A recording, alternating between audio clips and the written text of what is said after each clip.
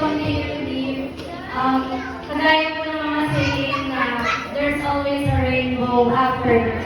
That's why we have a rainbow here. And we always choose to love and find happiness in each other. Tapos dito po sa kabilang side, ito naman po yung mga madalas ginagawa ng family namin. So yung birthday po, symbolizes our love to travel. Kasi madalas na-travel kami as a family. Madalas sa beach, kaya turtle. And then, graduation, kasi yun yung madalas din namin ginagawa as a family.